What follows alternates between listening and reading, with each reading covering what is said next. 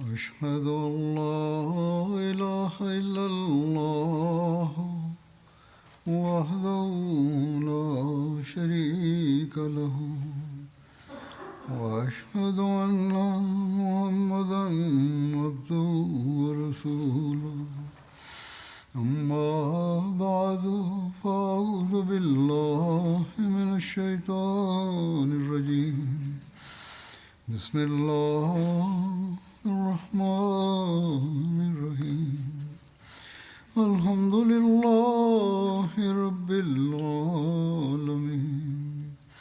الرحمن الرحيم مالك يوم الدين إياك نعبد وإياك نستعين اهدنا الصراط المستقيم صراط الذين أنعمت عليهم غير المغضوب عليهم ولا الضالين. Heute werde ich über die Expedition Banu Mustalik bzw. Ghazwa Muraysi sprechen. Die Biografen haben unterschiedliche Meinungen über das Datum dieser Expedition. Nach der Meinung von Allama ibn Ishaq, Dabri und ibn Hisham fand diese Expedition Banu Mustalik im Monat Schaban im 6. Jahr nach der Hijra statt. Andere haben das 5. Jahr nach der Hijra angegeben. In Sahih Bukhari steht die Überlieferung von Musa bin Uqba, dass die Expedition Banu Mustalik im 4. Jahr nach der Hijra stattfand. Jedoch hat Allama ibn Hajar al-Asqalani in seinem Kommentar zur Sahih Bukhari geschrieben, dass das ein Schreibfehler sei. Er habe das Jahr 5 nach der Hijra schreiben sollen, doch es wurde das 4. Jahr nach der Hijra geschrieben. Also Mirza Bashir Ahmed Sahib hat auch seine eigene Recherche betrieben zu dieser Expedition. Er sagt, dass die Expedition Banu Mustalik im Schaban im 5. Jahr nach der Hijra stattfand.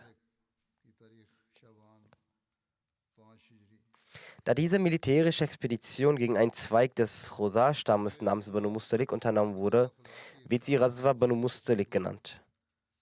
Dieser Stamm lebte bei einem Brunnen, den man Muraysi nannte, weshalb der zweite Name dieser Expedition auch Ghazwa Muraysi lautet. Muraysi befand sich etwa 116 Meilen von Medina entfernt. Die Banu Mustalik waren Verbündete von den Quraysh. Sie hatten am Berg Habshi, der in der Nähe Mekkas lag, geschworen, dass sie unzertrennbar an der Seite der Quraysh stehen werden.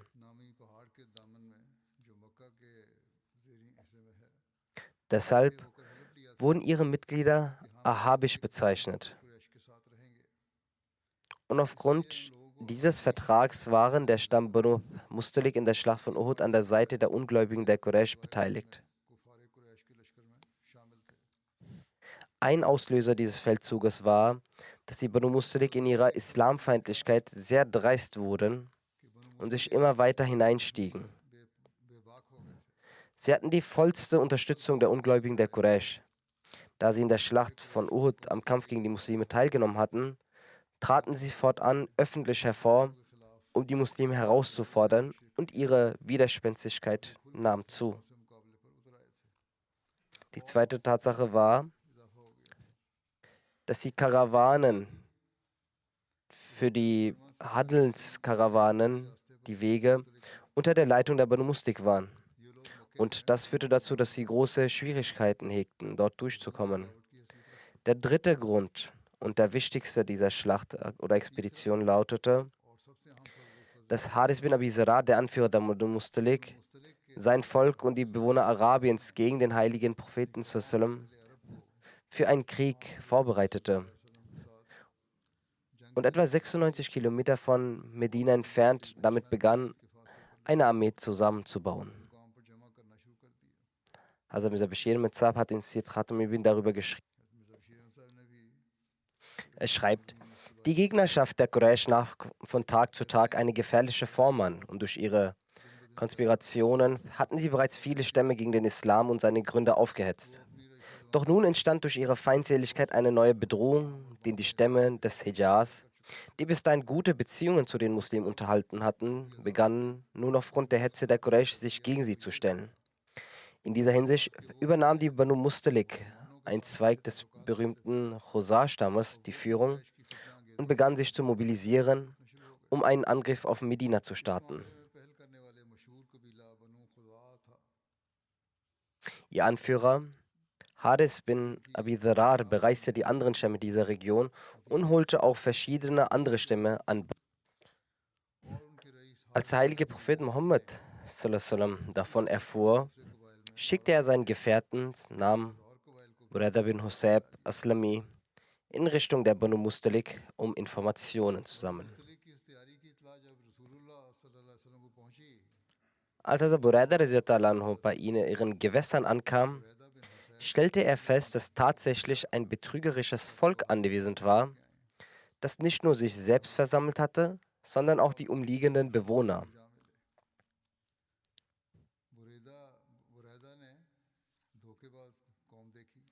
Die Bewohner fragten ihn: Wer bist du?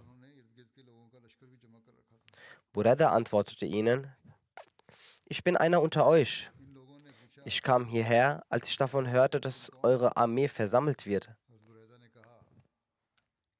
Auf diese Weise hat Hazrat Buraida mit Weisheit die Kriegsvorbereitungen dieser Leute gründlich untersuchen können und ging danach zurück zum heiligen Propheten sallam und erzählte ihm sallam von ihren Zuständen. Der heilige Prophet sallam rief die Muslime zusammen und benachrichtigte sie über den Feind. Dann wurde die islamische Armee zügig aufgestellt. Über seinen Aufbruch zum Stamm Banu Mustalik wird geschildert, dass er nach einer Überlieferung Hazrat Zaid bin Harsa in Medina zu seinem Stellvertreter ernannte. Ibn Sham hat den Namen von Hazrat Abu Zar Ghafari angegeben. Ebenso wird der Name Numaila bin Abdullah auch genannt. Nichtsdestotrotz brach dieses Heer auf. Das islamische Heer bestand aus 700 Kriegern. Der heilige Prophet brach am Montag, dem 2. Schaban, im 5. Jahr nach der Hijra von Medina auf an einem Montag. Mit dem islamischen Heer marschierte er los zu den Banu Mustalik. Also Masud bin Hunayda war der Wegweiser in der Expedition Muressa.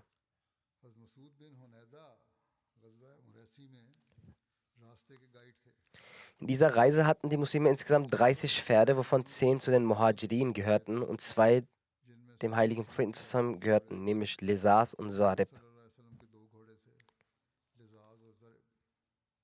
Die Namen der Muhajirin, die Pferde besaßen, lauten Hazrat Abu Bakr Siddiq, Hazrat Umar Faruq, Hazrat Usman Ghani, Hazrat Ali, Hazrat Zubair, Hazrat Abdurrahman bin Auf, Hazrat Talha bin Ubaidullah und Hazrat Migdad bin Amr.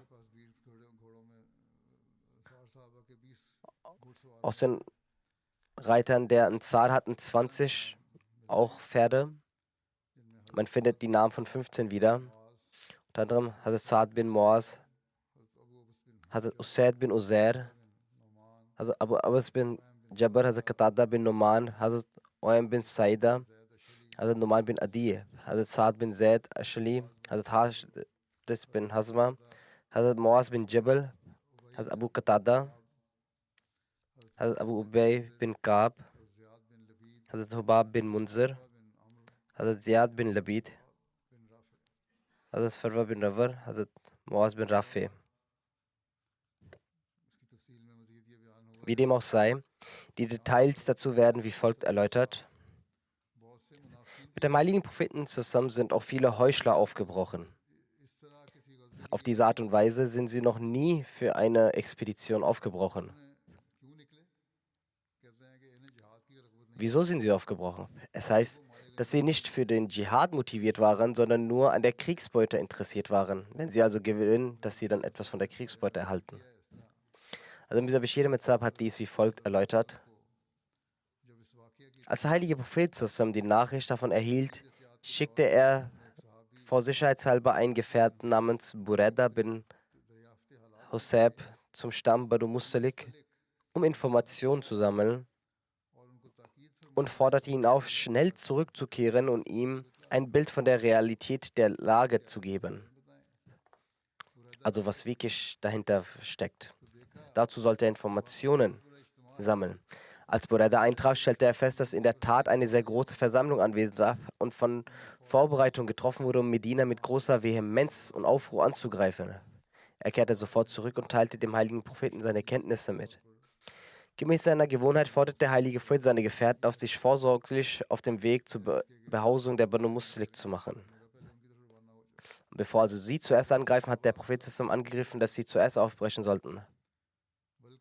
Eine große Zahl von Gefährten bereitete sich auf den Aufbruch vor. Tatsächlich machte sich auch eine große Gruppe von Heuchlern auf den Weg, die bis dahin noch nie in einer solchen Zahl gekommen waren. Der heilige Prophet zusammen ließ Abu Zar Ghifari oder nach verschiedenen Überlieferungen hatte Zaid bin Harza als Stellvertreter in Medina zurück und brach im Namen Allahs im islamischen Monat Schaban, dem 5. Jahr nach der Hijra, von Medina auf. Es gab nur 30 Pferde in der Armee, wenngleich Kamele in etwas größerer Zahl vorhanden waren. Die Muslime reisten abwechselnd auf diesen Pferden und Kamelen.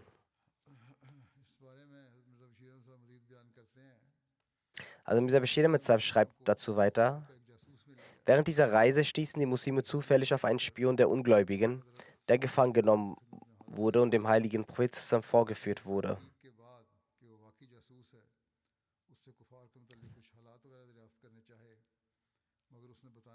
Nachdem sie ihn befragt hatten und der heilige Prophet sich vergewissert hatte, dass er tatsächlich ein Spion ist, versuchte der heilige Prophet ihn nach Informationen zu befragen, die für die Ungläubigen von Bedeutung waren, jedoch weigerte er sich, diese zu geben.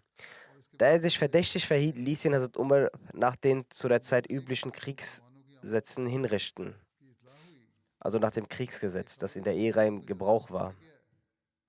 Daraufhin rückte die muslimische Armee weiter vor. Als die Banu Muslik von der bevorstehenden Ankunft der Muslime erfuhren und die Nachricht erhielten, dass ihr Spion getötet worden war, wurden sie ängstlich. Sie hatten eigentlich vorgehabt, Medina irgendwie unerwartet anzugreifen.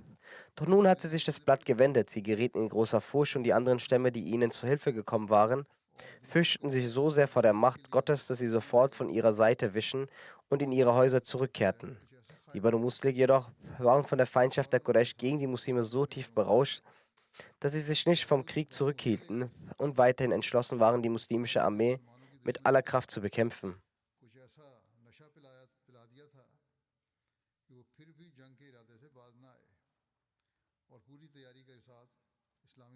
Als der heilige Prophet sallam in Muraisi ankam, wurde für den heiligen Prophet sallam ein Zelt aus Leder aufgestellt.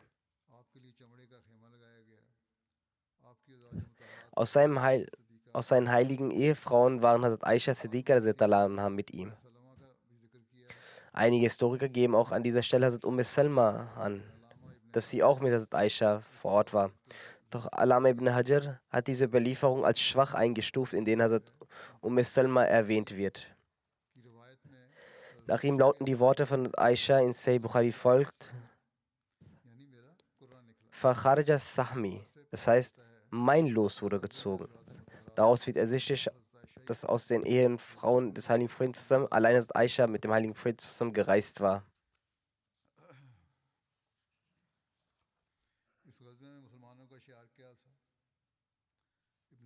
Was war die Parole der Muslime für diese Schlacht?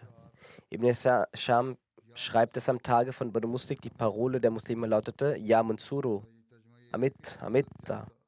Das bedeutet übersetzt: O unterstützte Person, schlage zu, schlage zu. Die Weisheit hinter dieser Parole war, dass man die Muslime und Ungläubige nicht verwechselt und die Muslime sich auch in der Nacht einander erkennen.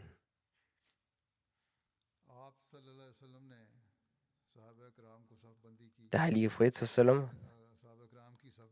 richtete die Reihen seiner Gefährten. Die Flagge der Muhajirin wurde Abu Bakr Siddiq übergeben.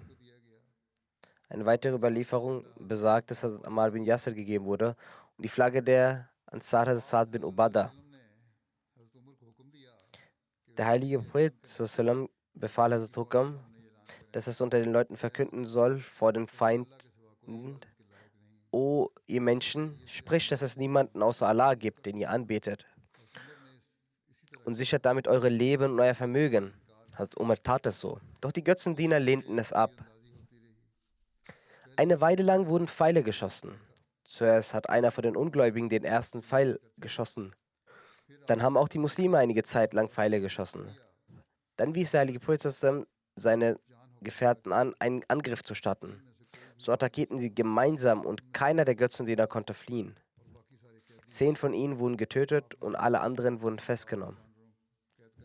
Der heilige Prophet nahm ihre Männer, Frauen, Kinder und Tiere gefangen. Also Mirza Bashir Ahmed Sahib schreibt in der Erklärung hierzu: Als der heilige Prophet Muraisi erreichte, wo sich die Banu Mustalik aufhielten, einem Ort zwischen Mekka und Medina, nahe der Küste, befahl der heilige Prophet das Lager aufzuschlagen.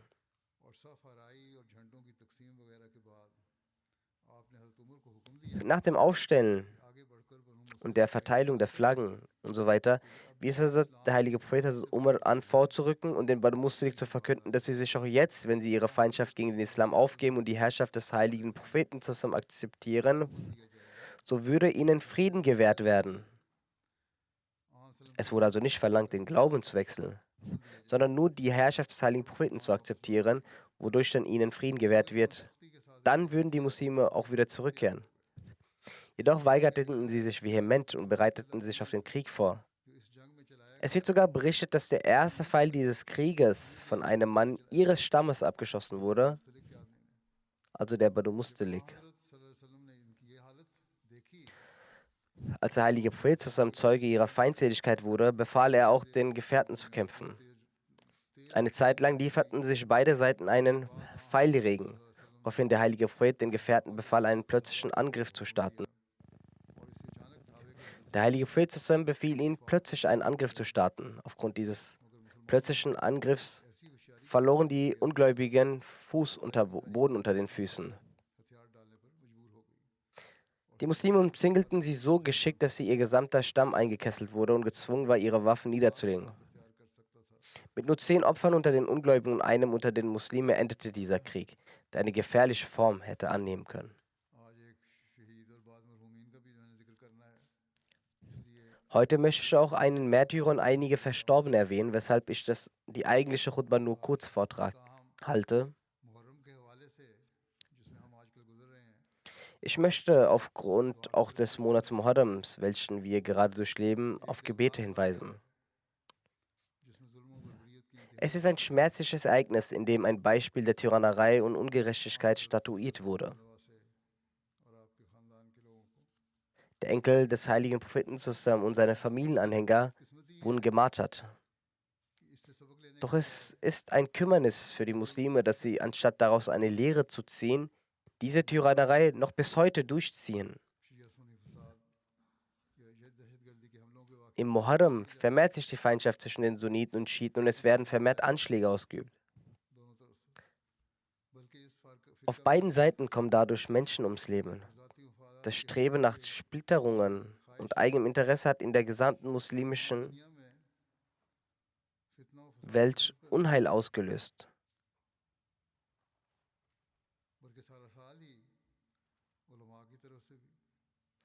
Sondern das gesamte Jahr über wird von Seiten der Gelehrten, diversen Gruppen und Regierungen Unheil und Ungerechtigkeit gegeneinander ausgeübt.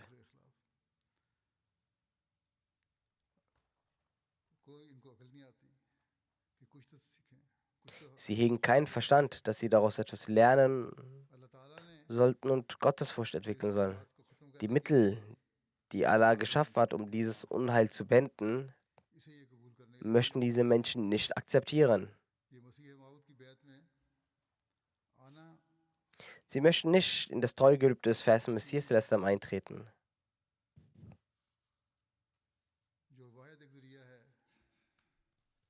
Es ist die einzige Möglichkeit, um die Umma zu vereinen und das Unheil zu beenden.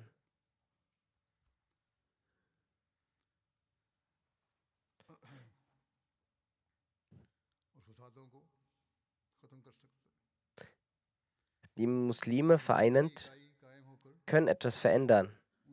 Das ist der einzige Weg. Würden die Muslime dies doch nur verstehen.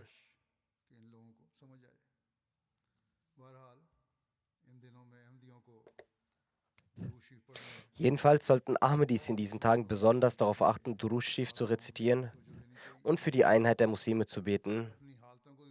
Wir sollten auch besondere Aufmerksamkeit darauf verwenden, unseren Zustand zu verbessern und unsere Beziehung zu Allah stärken. Möge Allah uns allen diese Fähigkeit gewähren. Amen. Wie ich bereits erwähnt habe, werde ich über einige Märtyrer heute berichten. Einer ist ein Märtyrer. Der Märtyrer heißt Herr Bonja Mahmud Sahib.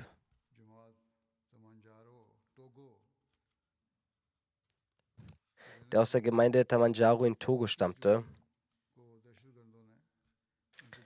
Am 21. Juni drangen Terroristen in sein Haus ein und töteten ihn. Inna lillahi wa inna ilaihi rajiun. Er war zu dieser Zeit 64 Jahre alt. Zu den Hinterbliebenen gehören 2 Ehefrauen und 14 Kinder. Wie Naim Sahib Mubalik Silsila schreibt,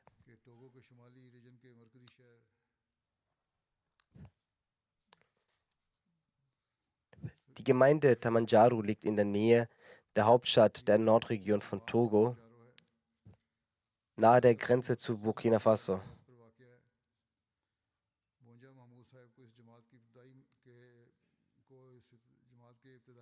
Herr Bonja Mahmud Sahib gehörte zu den ersten Mitgliedern dieser Gemeinde. Er verdiente seinen Lebensunterhalt durch Landwirtschaft. In der Regenzeit zog er dort mit seiner Familie in einer provisorischen Unterkunft, während sie in der Trockenzeit in das weit entfernte Dorf zurückkehrten. In der Regenzeit ging er dann wieder dorthin.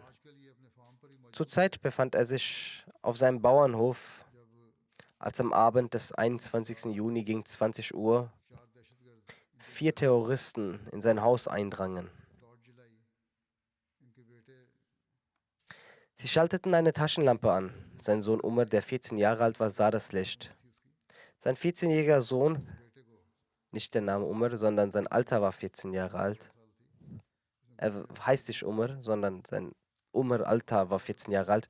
Er sah das Licht zu Hause und begab sich sofort dorthin und bemerkte, dass die Terroristen seinen Vater umzingelt hatten.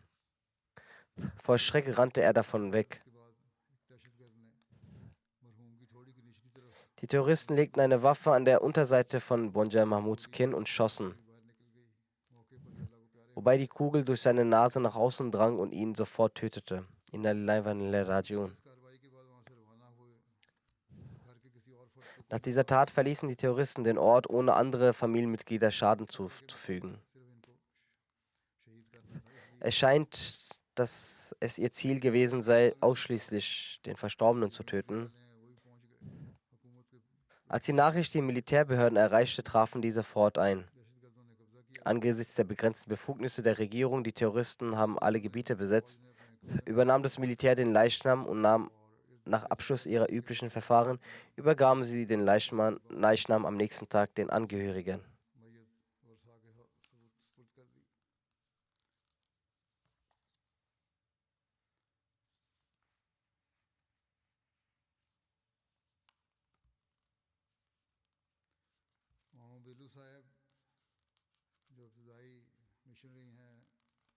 Herr Mao Billu Sahib, einer der ersten Missionare, der dort lokaler Missionar ist, berichtet,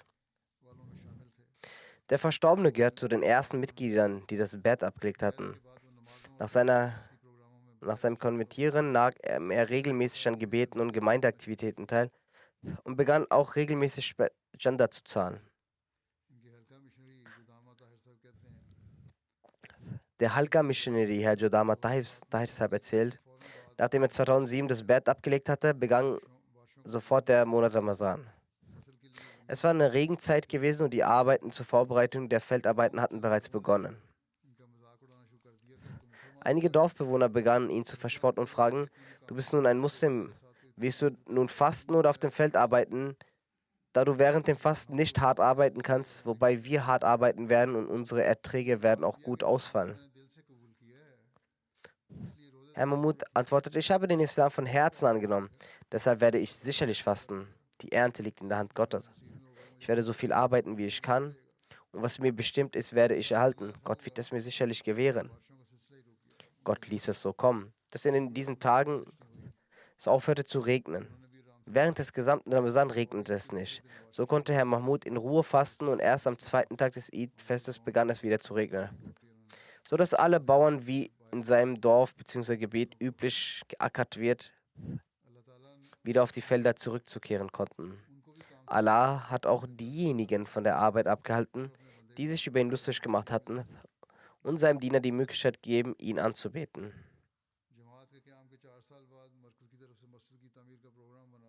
4 Jahre nach der Gründung der Gemeinde plante die Zentrale den Bau einer Moschee.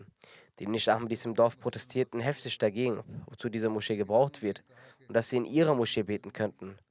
Doch Herr Mahmud sagte, wir werden unsere eigene Moschee bauen. Nachdem die Moschee errichtet worden war, betete er regelmäßig das 5-mal tägliche Gebet dort, wann immer er im Dorf war. Sein älterer Bruder Jakub Sabir,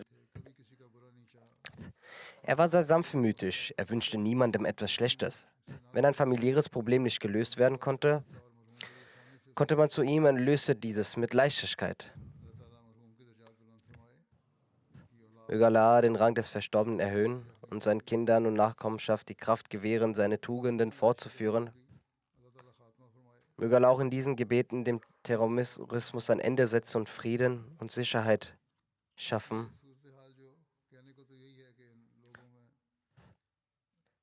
Schuld an der gegenwärtigen Lage sind, so wird es zumindest behauptet, die Konflikte, die die Menschen untereinander haben oder die Unruhen, welche von muslimischen Gruppierungen ausgehen.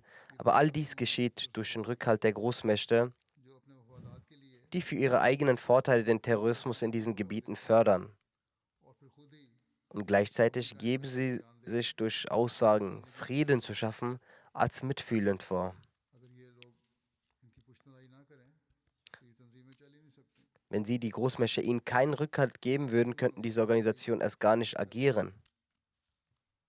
Und die Muslime begreifen nicht, was sie selbst machen.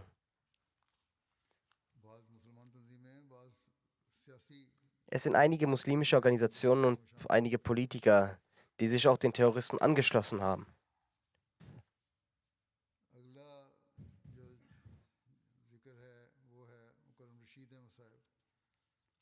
Die nächste Erwähnung ist von Herr Rashid Ahmad Saab, ehemals Morwin Nazir Amuriama.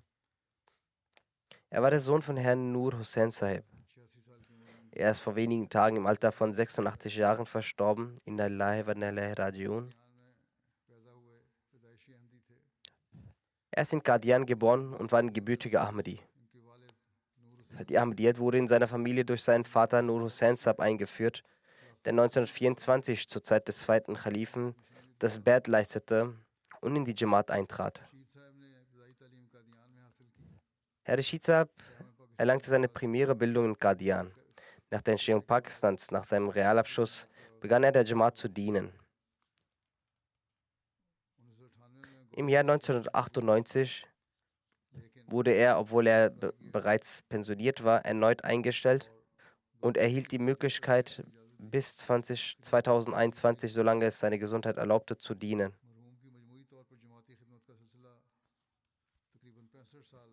Die Gemeindedienste verlaufen sich auf 45 Jahren des Verstorbenen.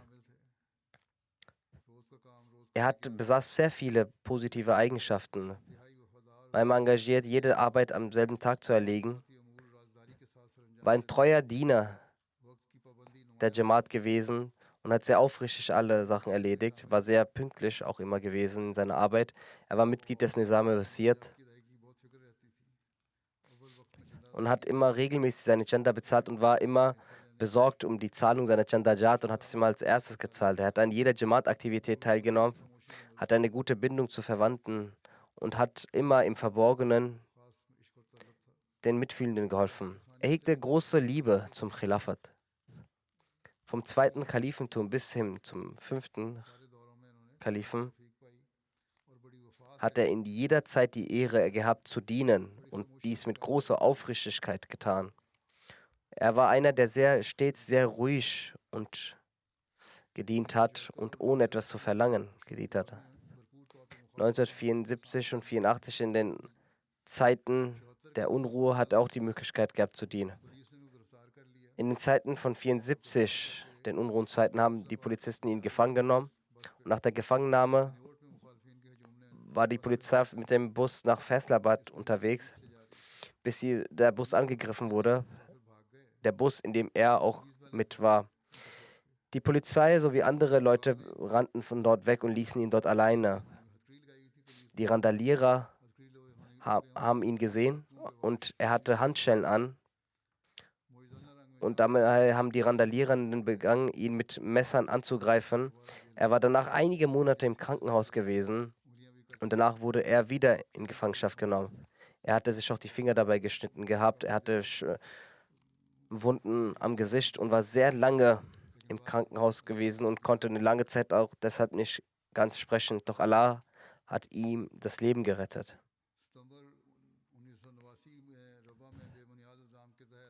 September 1989, als gegen den dritten Khalifen Rahimullah und weiteren Amtsinhabern Vorwürfe gehegt wurden und Anzeigen erstellt wurden und Gerichtsverhandlungen liefen.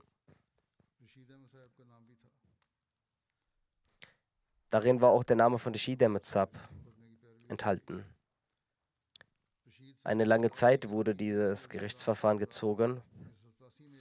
Mit ihm waren auch drei weitere Gemeindemitglieder. Und auch später wurde wieder Gerichtsverfahren gegen ihn eingelegt, 1999, und er musste einige Jahre lang diesen Gerichtsverfahren hinterherbleiben. Seine Tochter erzählt, dass er stets das 5-malige Gebet verrichtete, auf das Hukuk al-Ibad achtete und immer den Schmerz der anderen mitfühlte. Es ist sehr oft so gewesen, dass er auch immer bereit war, sein eigenes Recht aufzugeben, nur damit jemand anderes wohlfühlend ist. Seine Tochter sagt auch: Nach dem Tod meiner Mutter hatte ich mich entschlossen, zu ihm zu gehen. Mit meinen Kindern kam ich zu ihm. Als ich kam, sagte er zu mir: Wenn du bei mir wohnen möchtest, dann erkläre deinen Kindern, dass sie alle die Pflichtgebete verrichten müssen, an allen Jamati-Veranstaltungen teilnehmen müssen, nach dem Abend nicht das Haus verlassen dürfen und alle Amtsinhaber der Jamaat zu respektieren haben. Er sagte, diese Erziehung hatte großen Nutzen für mich. Möge Allah dem Verstorbenen gnädig sein, seine Ränge erhöhen und auch seinen Kindern und Nachfahren die Möglichkeit geben, diese guten Taten weiter zu vollbringen. Die nächste Erwähnung ist von Chaudhry Matiur Rahman Saab, Naib Nazir Amur Amma.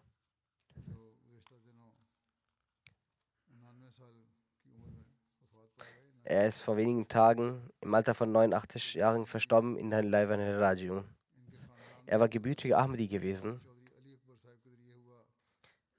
Durch seinen Vater setzte sich die Ahmadiyyat in seine Familie ein, der im Februar 1916 das Bett ablegte an der Hand. Nach der Gründung von Pakistan hat sein Vater Chaudhry Ali Akbar Saab als Naib Nazir Talim gedient. Chaudhry Matiur Rahman Saab hat seine anfängliche Bildung in Qadian erlangt. Nach der Gründung Pakistans hat er seine Bildung vollendet. Nach seinem Retirement hat er sich auch der Jamaat für Dienste vorgestellt und hat Naib Nazir Amur Amma über 25 Jahre lang gedient. Er war ein sehr ruhiger Mensch, der immer gehorsam war. Chaudhry Matiur Rahman Saab besaß sehr viele gute Eigenschaften. In seinem jungen Alter hatte er schon die Möglichkeit gehabt, im Wasiyyat beizutreten und hatte stets eine gute Ordnung über seine Wasiyyat-Zahlungen. Er verrichtete regelmäßig die 5-maligen Gebete, zahlte stets das Jamati Chanda immer zu erster Zeit, hegte auch großes Wissen und Durst nach Wissen zu streben. Er war mit jedem sehr freundlich und hatte einen guten Umgang. Wenn mit irgendeinem Arbeiter auch etwas war, was dazu führte, dass man untereinander etwas erzürnt war, dann hat er sich immer als allererstes entschuldigt. Er hatte stets versucht, jede Arbeit des Büros als schnell wie möglich zu beenden. Und bis zum Ende hegte er diese Eigenschaften weiter voran. Er hatte niemals die Arbeit seines Offices stehen lassen oder verschoben. Er hat immer dazu angewiesen, dem Khalifen der Zeit zu folgen, dem Jamaat der Nizam und sich unterzuordnen. Er hatte eine Tochter, auch ihren Kindern hat er das gelehrt, dass die Segnungen nur darin liegen, dem Khilafat gegenüber gehorsam zu sein.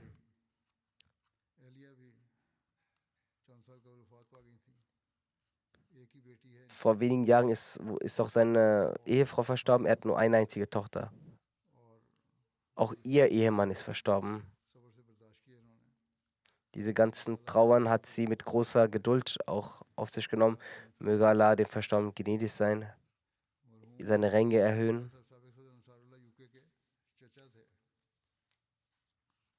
Er war der Onkel des Sabiq Sadr Ansarullah UK auch gewesen, der Verstorbene.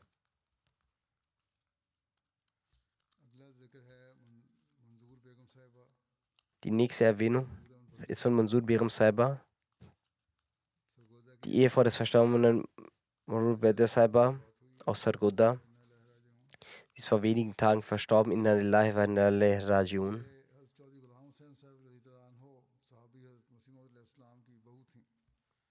Von Chaudhry Ghulam Ahmad Sahib, dem Gefährten, war sie die Enkelin gewesen. Durch ihren Onkel Ghulam Ahmad Alvi Sahib und ihrem zweiten Onkel Ataul Alvi Sahib gelangte die Jamaat in ihrer Familie. Die beiden Busurgan haben eine Debatte mit verfolgten Wundern Ahmadis. Der zweite hat danach 3 Jahre lang recherchiert und 1935 das Wert abgelegt. Ihr Ehemann, Mahmud Ahmad Bhatti Sahib, ist auch verstorben und der Sohn Tahir Mahmud Bhatti hatten die Möglichkeit gehabt, auf dem Wege Allahs auch in Gefangenschaft zu sein. Der Bruder der verstorbenen Sir Ahmad Alvi Sahib ist 1991 in Sindh aufgrund seines Ahmadi-Seins gemartert worden. Die Verstorbene war Musir gewesen, hinterlässt 3 Söhne, 3 Töchter. Ein Sohn ist Amir Mahmud Bhatti Sahib. Er ist Waqf für Zindagi und dient als Murabbi, Principal Jamia, Ahmadiyya und Naib Amir der Jamaat Tansania. Er hat aufgrund seiner Arbeit im Tätigkeitsbereich konnte er nicht am Janaza seiner Mutter teilnehmen. Sie war frühere Sadr Lajna gewesen, Qiyum Sahiba von District Chak. Sie erzählt, 15 Jahre lang hat sie als Sadr Lajna gedient. Hatte ich als Sadr Lajna gedient und in dieser Zeit habe ich gesehen, wie viele besondere Eigenschaften sie innehatte. Sie hat stets das Gebet verrichtet, immer gefastet.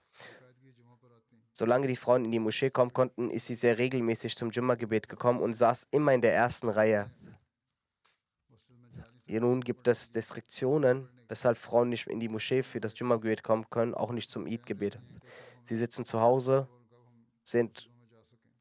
und hoffen darauf, dass sich die Situation verbessert und sie wieder in die Moscheen gehen können.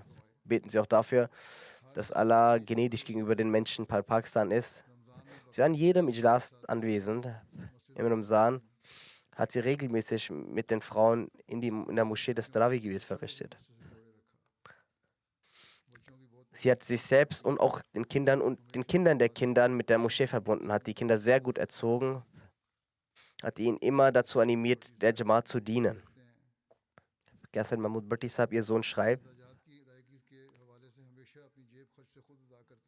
bezüglich der Chandajat hat sie das immer mit ihrem eigenen Taschengeld gegeben. Auch die Summe für das Wasiat hat sie selbst immer gezahlt.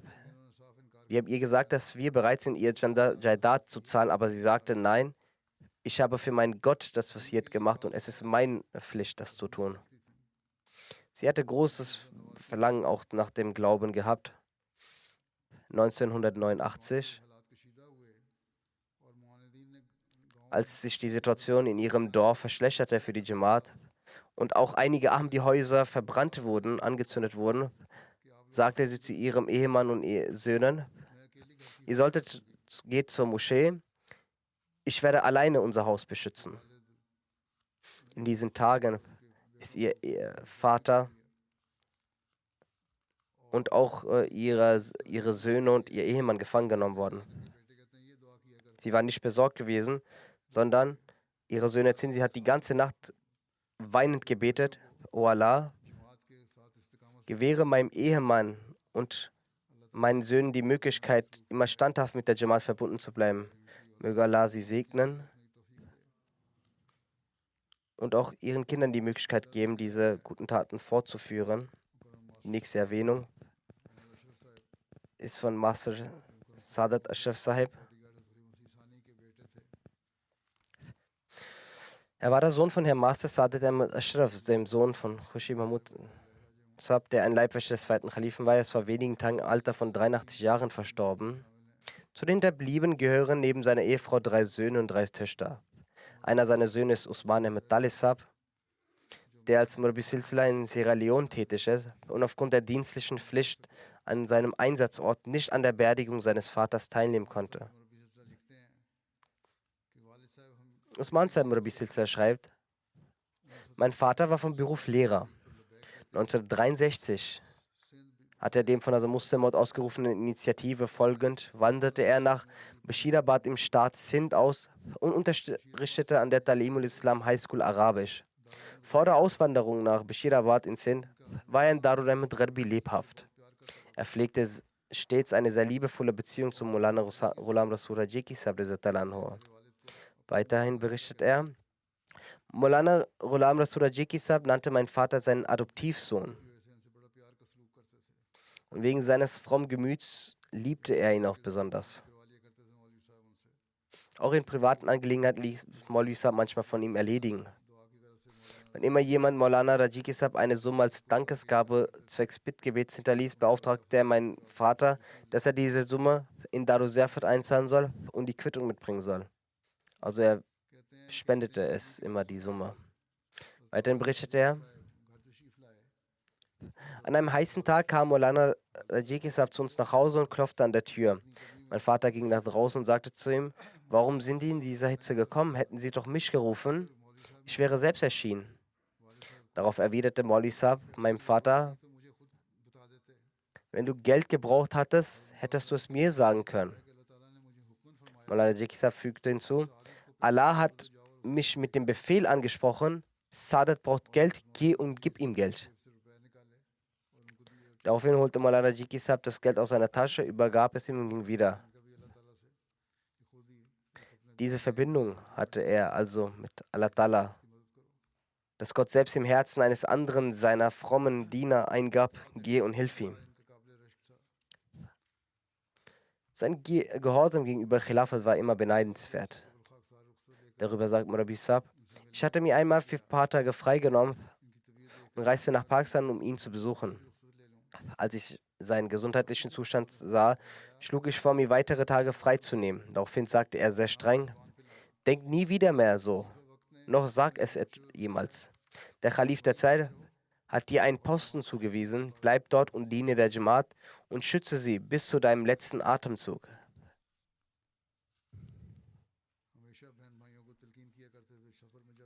Er wies uns Geschwistern immer an, wann auch immer wir auf Reisen sind, das Durud zu rezitieren und La Hawla wa la Quwwata zu wiederholen. Über eine Begebenheit von ihm heißt es, von Mubashir Gondel Sahib aus: Als er seine Biet-Prüfung ablegte, war die Arabischprüfung besonders schwer, die auch einige Themen beinhaltete, die nicht Teil des Lehrplans waren. Mein Vater nahm während der Prüfung nach einiger Zeit ein zusätzliches Blatt und dann immer mehr. Seine Freunde fragten ihn: Wir haben nicht mal die Blätter füllen können, die wir zum Ausfüllen der Prüfung bekamen. Was hast du denn so ermäßig geschrieben? Er antwortete: So viel wie ich konnte, hatte ich bereits hingeschrieben. Danach habe ich die ganzen 70 Strophen des Qasida des Versen Messias Ja einer Faisilai wal Irfani aufgeschrieben. Alle 70 Versen. Damit, wer auch immer sie später bei der Korrektur der Prüfung liest, zumindest im Tabligh gemacht wird. Keine Ahnung, ob ich die Prüfung überhaupt bestehe oder nicht. Ich weiß nicht, ob der Prüfer mich durchlässt, aber zumindest wird beim Lesen dieser Strophen angeregt sein, sich zu fragen, von wem diese Strophen abstammen, ob es ein Ahmadi war. Anschließend wird das recherchieren und auf diese Weise ebnen sich neue Wege des Tabligh. Wie dem auch sei, auch Allah gewährte ihm seine Huld und nur 3 haben diese Prüfung bestanden und mein Vater war einer von ihnen. Sagte, dass dies nur an Allahs Segnungen und den Segnungen des Qasidas lag. Er pflegte seine freiwilligen Gebete und Gottesdienste im Fasten regelmäßig durchzuführen, hegte große Liebe zur Rezitation des Koran und interessierte sich sehr für ihn. Des Öfteren hörten wir ihn verschiedene Suren des Heiligen Koran summen, sowie auch das Qasida des Versen Messias. Oftmals flossen ihm Tränen während der Rezitation des Qasida. Er studierte die Bücher des Versen Messias und erzählte verschiedene Ereignisse der Gefährten des Versen Messias. Insbesondere Ereignisse aus dem Leben von Maulana Ghulam Rasul Rajiki erzählte er seinen Schülern. Er war ein ambitionierter Da'ilallah und besaß eine von Bereitschaft geprägte Persönlichkeit. An Jamati-Veranstaltungen nahm er immer teil. Möge Allah vergeben, barmherzig mit ihm sein, seine Ränge erhöhen und seinen Kindern ermöglichen, seine guten Taten vollzuführen.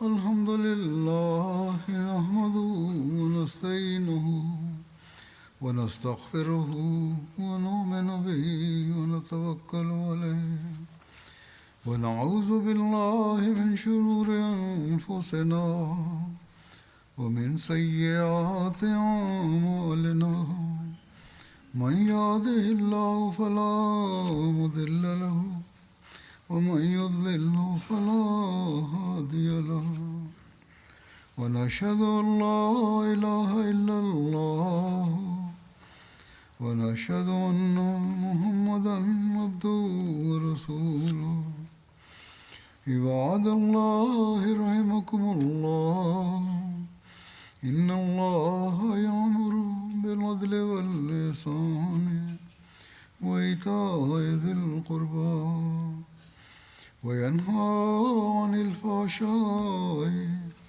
والمنكر والبغي يعظكم لعلكم تذكرون اذكروا الله يذكركم وادعوه يستجب لكم ولذكر الله أكبر